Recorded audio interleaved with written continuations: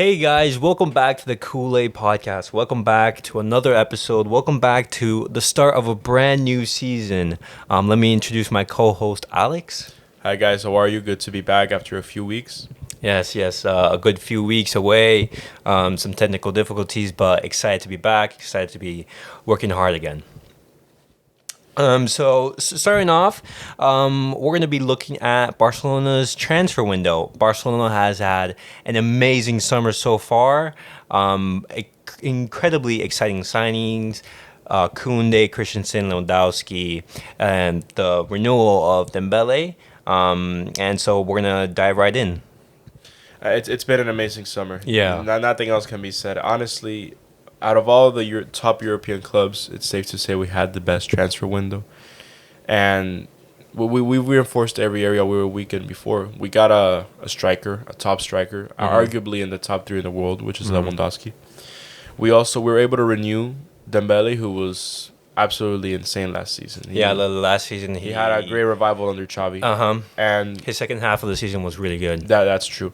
And, well, more than that, we also reinforced our defense, our center backs. Now we have Araujo right next to Conde. I can't imagine a better partnership than that. And I know they've been playing Araujo more on the right back side during preseason, but even then we have Christensen, we have Conde, we can even play Eric Garcia there if we like, and our winger selection is just crazy. Now we have Rafinha, we can pair him up with Ansu Fati. It's incredible. It's been great business. So let's start off with our first two signings that we brought in, Christensen and Kessie, from AC Milan and Chelsea respectively. Both of them on a free transfer. I would say I've been impressed by them during our preseason games. Christensen, solid in the back, putting a good performance in the Clásico in the game against Inter Miami. And so did Kessie. Kessie surprised me a lot. Like, I knew he was a good player. He's a box-to-box. He's a very good player, and he surprised me technically. He has a lot of technical abilities, and I'm really excited to see what he can bring to this team, because in this team we don't have anyone like him. Both of these players coming on in a free transfer, it's nothing but up. Yeah, for sure. I'm gonna be honest with you. Before him coming to Barcelona, I hadn't seen a lot of Kessie, but mainly because I don't watch a lot of Serie A. But like you said, he's a player that surprised me a lot. I always knew he was good because obviously they wanted to get someone else in the midfield that was going to be helpful. And it was a joy to watch him play, like you said. And Christensen, I had seen him more. I do watch a lot of the Premier League. And, he's a center back that I think goes underrated a lot. I think he can be up there with players the likes of, comparing to the Premier League, the likes of Aymeric Laporte.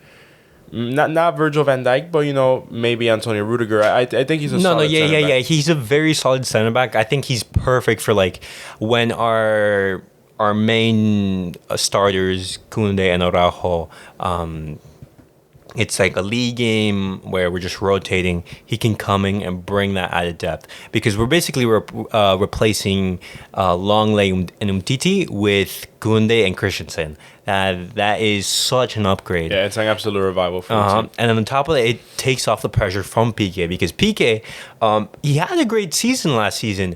Just Barcelona relied on him when he wasn't fit, and when you're not fit, you're not at the same level. But I do think that Christensen and Koundé are such a added reinforcement. And I think it's going to bolster our defense tremendously. Yeah, and not only as a rotation player, I do think he has a place in that team as a starter, because say you don't want to start. I could definitely see that. Right. Say you don't want to start Serginho Dest. Right. Say you don't want to start him at right back. Araujo does an excellent job as a right back. We saw him when we played Real Madrid. He was Clásico. Yeah, he was locking up Vinicius Jr. And even when we needed him to drop in for one of our center backs because they were out of position or something like that, he was still blocking. What I've seen Xavi do past season is that right back, he tucks in, and sometimes it turns into like a back three. You saw this with Dani Alves, like in a couple games. I specifically remember against Atletico Madrid, where Dani Alves sometimes he came inside. He played a little bit more in the midfield or as that third center back. Because as great as Araujo is defensively, we know that he's not the best going forward. Right, and that's fine. It's just like having center back. Exactly, of course, he's a center back. So having Jordi Alba be the more advanced player and having that back three, having that right back tuck in, it gives more options to Xavi to utilize for the season.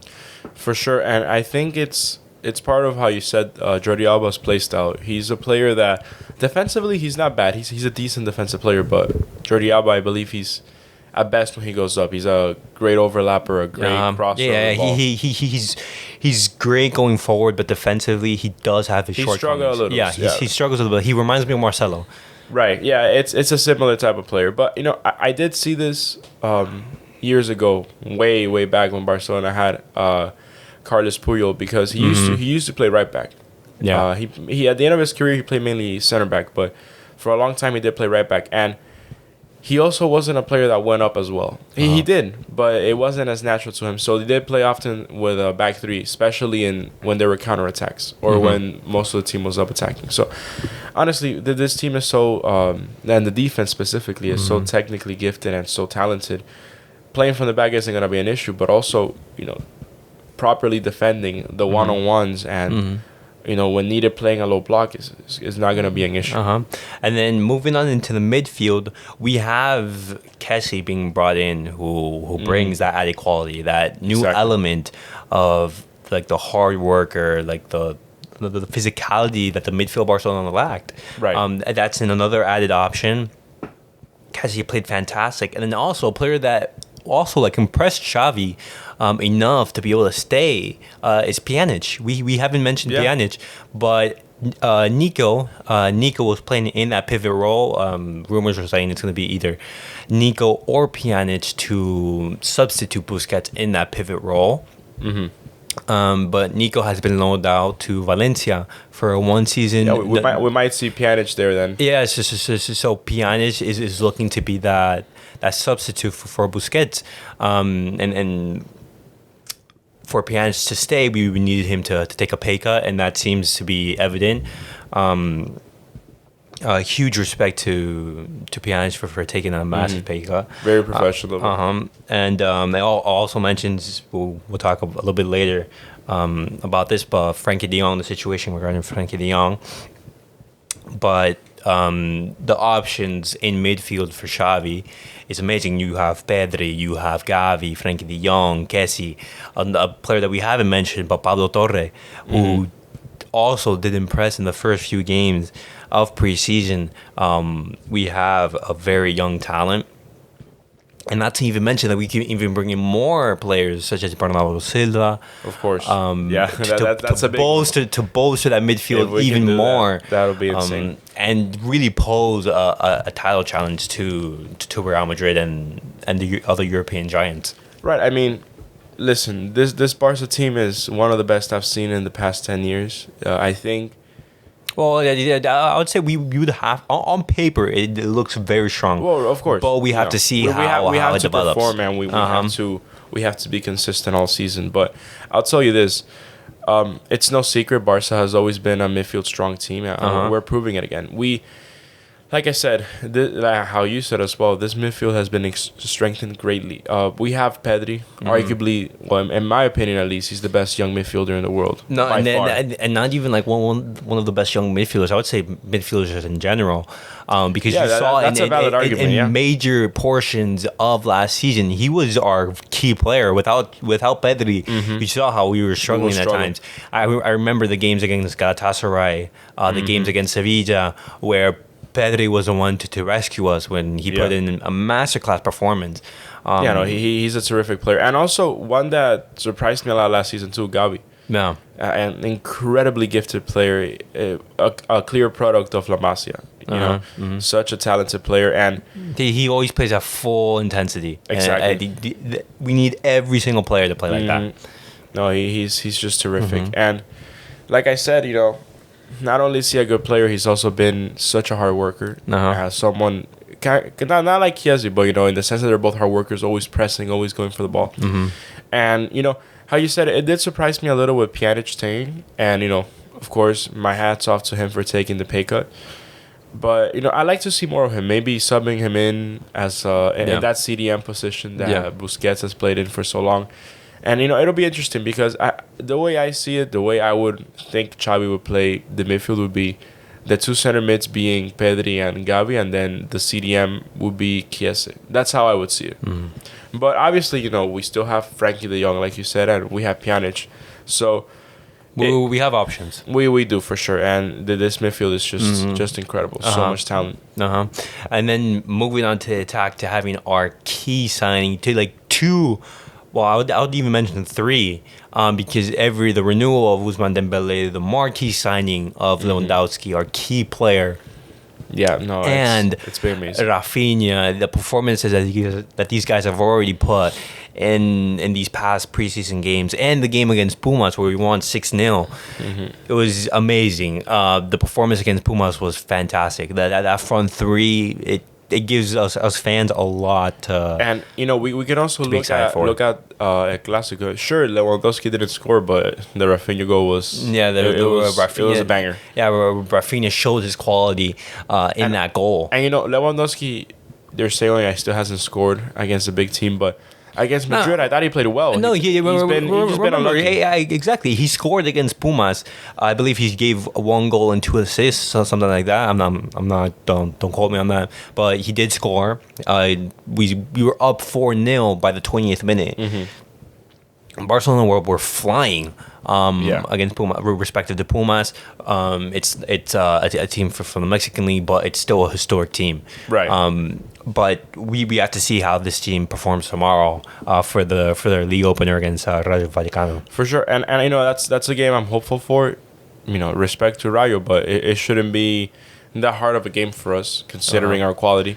And we are playing at home. It would be a great start to the season to see a good performance. Hopefully a clean sheet to show how good our defense has been. And it's just a game I'm very, very excited for, without a doubt.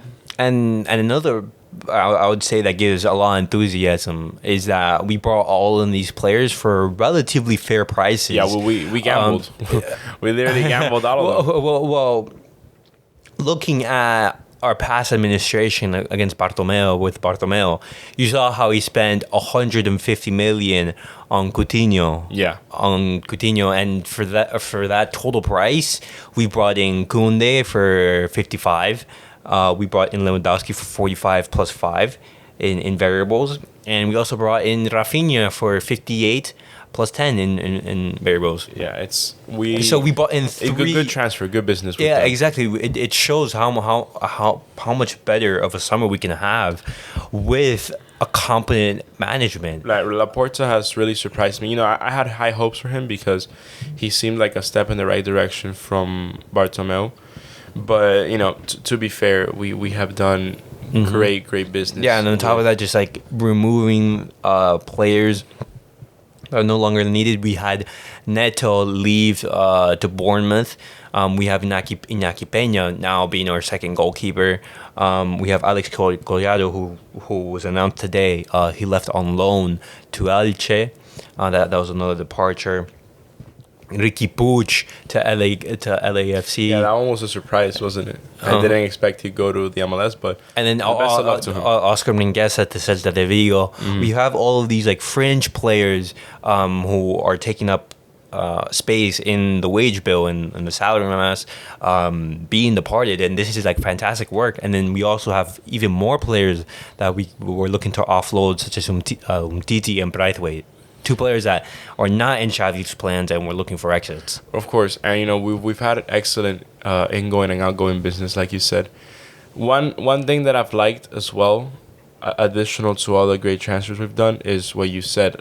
The good business we've done. It's been really funny seeing all the memes and all the jokes that people have been making. Oh, how is Barca getting this? Yeah, money? Exactly. But this summer, they've been selling a lot of their TV rights. And but Barcelona has sold 25% of their TV rights. Sold a percentage of Barca Studios exactly. for over 600 million. And that's how not only we've helped to lower our debt, but also be able to and get these players. And now we will register them between today and tomorrow. Exactly. And I've been seeing this all over social media. People are saying, like, where did Barcelona get this money? Barcelona are mortgaging their future. Barcelona is taking a huge risk. But you have to take into account that Barcelona is one of the biggest clubs, if not the biggest club in the world. Football does not wait for you. Barcelona cannot. And I was seeing this narrative like, hey, why not all that money that you get from the TV rights, et cetera, why not just like hold it, pay back your debt, make sure you're financially stable, and don't go out and buy all these players and just slowly rebuild. But I would say no, because football doesn't wait for you. Exactly. We can't afford to become Manchester United. Manchester United haven't won a trophy in 6 years. We can't. I think it's even been longer than that. Yeah, exactly. Manchester United are currently a mess. AC Milan, Barcelona cannot afford to become these teams where they haven't won a trophy, especially not for a club like Barcelona. And on top of that, when you're in that situation, when you're in Manchester United, when you're AC Milan, not only do you have less people coming to your games to watch you, you have less sponsorship deals, everything like that. So that decreases the revenue. Yeah, it's all a chain effect. Exactly.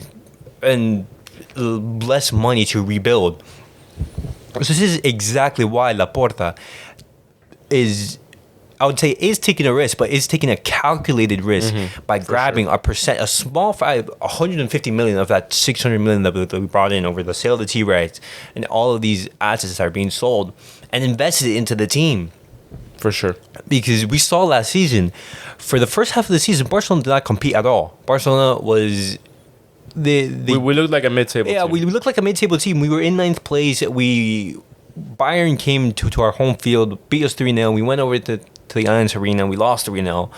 And we were dropped into the Europa League. And it just shows the shambles of the team we were until Xavi came in, until Laporta came in, and they started rebuilding. But this takes work. No, and I understand that for a lot of teams, and in most cases, rebuilding is a long process. But you said it perfectly. We can't just take all the time in the world and just take it slow. We have to go forward. And yeah, it's not gonna be perfect. Ideally, we wouldn't have any debt and we would have all the money to spend. But it's not the case. And it's you put it quite plainly, and it's true. Football doesn't wait for you. We have to make the signings. We have to move on forward. And people don't realize when you win trophies and when you win tournaments, you get more money. Exactly. Not only for winning, but more sponsorships, more viewers, more kids purchased. It's more people coming to the stadiums. Exactly. For this weekend, I believe it's the highest number of tickets we sold for our opening match, and in total, I saw a report that Barcelona is going to receive 3 million on just that match day. Exactly. That's an insane amount of money. That's a lot of money for our opening match day. And having that many people, imagine like the tourists coming. Imagine people coming just to see Lewandowski play. Lewandowski buying his shirts, buying merchandise. This is increasing the revenue. So Barcelona is investing the money that they're receiving into the team for increased revenue. No, for sure. I mean, like I said, this summer has been amazing, and it's just been great overall. And someone that I want to talk about, even players like Frankie de Jong, who we have had issues with. There's been a lot of false information going around that we've been mistreating him and that we haven't treated him like with the respect that he deserves. That's not true at all. It was a player that we saw the potential in selling him and the amount of money we could get back. This is basically the situation regarding Frankie de Jong. Frankie de Jong is number one on a criminal wage that Bartomeu gave him. First of all, our marquee signing, Lewandowski, is earning net 9 million. Frankie de Jong is going to be earning net 22 million next season. That is almost more than double the wage that Lewandowski is on. When you put in perspective the wages that Bartomeu was giving out, Frankie de Jong to be offered that wage, Frankie de Jong is, as much of a player he is, that's an insane wage. You don't see Liverpool, Manchester City giving that type of money away. No, and if they do, it's to their best player. It's not to one of their midfielders. It's not possible. So Barcelona, what Laporta is doing is saying like, hey, you have an unsustainable wage. We need you to decrease it, and if you don't want to decrease it, please leave. And this is what the club is trying to do.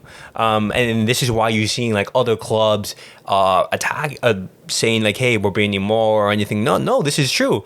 Frankie de Jong was given we respect contracts, but Frankie de Jong was given an unreasonable wage, and it's not sustainable. Of course, Laporta is going to try to reduce that, and this is why he's talking to Frankie de Jong, etc., etc. Yeah, and it's much more complex than people think. Yeah, it's clearly and the fans love him because recently there was a video of like a couple fans when Frankie de Jong arrived to training where fans were yelling at him, but it was only a couple fans. The majority of fans are backing Frankie de Jong. Of course, we would like Frankie de Jong to stay and reduce his wage. I think it's reasonable. I'm saying I think it's just a matter of time for people to realize that he wants to stay. Yeah, he doesn't want to leave. This is the club he's been at for the past, I believe, 3-4 years since 2019. Right. So, he's an amazing player, incredible quality. But yeah, it's reasonable. He lowers his wage, which I'm sure he will, and we'll keep him. And that's just another amazing option we have. Yeah. Sure, towards the end of last season, he was a little underperforming, but such a great player. But then you see this narrative being brought like by the media, especially by the English media, just the Chelsea fans, the Chelsea fans, the Man United fans, like, hey, Barcelona are not paying their players. Yeah, that's completely false. Barcelona are paying their players. Frankie de Jong has deferred wages, but they're deferred. They're to be paid later, not now. Frankie de Jong, of course, is asking for that, but these are not to be paid now. These are going to be paid in the future. This is what was agreed. But of course, Frankie de Jong's main reason not wanting to leave Barcelona is because Barcelona has an exciting project right now. Barcelona is a bigger club than Chelsea, than Man United. Yeah, it's not a comparison. And their project is way more exciting. Frankie de Jong was here in very rough years in the 2019-2020 season when we lost 8-2 against Bayern, the season of COVID, the pandemic season, and last season, the last of Koeman. It was some very tough seasons, and now when we finally have a project, when we were looking very exciting, Frankie de Jong was like, "No, I want to stay. I want to win things." Yeah. And so this is why Frankie de Jong is like staying firm in his decision to stay with the club. And Barcelona are going to have to look to register all of these new signings. Barcelona currently have 7 players that need to be registered, but they have until the end of the month. Barcelona, worst case scenario, Barcelona registers a couple, maybe 3 or 5 of them by our opening game tomorrow against Rayo Vallecano. But that's like the worst case scenario. Yeah, it should all be done today. With the activation of a fourth lever, with another percentage of Barca studios being sold, Barcelona is looking to get that done. And another thing that I wanted to mention is in regards to registration of signings, is that Barcelona are not the only team in La Liga struggling with registering their players. Real Betis is also struggling. Valencia, Sevilla had to sell both of their starting center backs. And they're still having some issues. Real Betis also activated an economic lever. They sold some TV rights to a third-party company. It's not popping out of my head now. But it's not only Barcelona who's activating levers. It's the whole league. It's a big problem in La Liga. Exactly. Javier Tebas has very strict financial fair play rules and salary limit imposed on La Liga, and this just makes it for everyone so much difficult. I saw a report that there was in total 53 players that have not been registered yet. 53 players of that haven't been registered. It's just a bad look, and other leagues don't have such strict rules. This is why Barcelona is having these issues, and it just makes it extremely harder. Yeah, no. And especially when other teams are not as informed, it's just... Yeah, it's frustrating, but it's just an issue, like how you said. There's too much financial regulations. I mean, obviously you need them. So there's no teams like PSG out here, but, it's way too much, and it definitely should be taken down a notch, in my opinion. Yeah. It's definitely something that I think Javier Tebas is harming the league, and it favors for Javier Tebas for Barcelona to be able to have all these players registered, just because if Barcelona wins, the league wins. Of course, it's in their best interest. In their best interest. But discussing the registration, Barcelona are working on that. The transfer window, the preseason, we had good results in the preseason. We left undefeated. I believe that our only draw was against Juventus 2-2. 2 goals from Dembele, just showing his quality. Yeah. Our first game against Alot in Barcelona, we drew 1-1. But it was a very exciting preseason. Barcelona showing some very good signs, and I'm very excited for the season to start. So, any thoughts before we wrap up? Yeah, just very excited to watch the game tomorrow, and I generally think this will be an amazing season for us, and greatly looking forward to all of it. Yeah. Well, guys, this was our discussion on our summer transfer window, on the transfer that we brought in, our preseason games, and Barcelona's issues regarding registration. Please let us know your thoughts, your comments. Please subscribe, like, all of that, and we'll catch you guys all on the next episode. Have a good one, guys.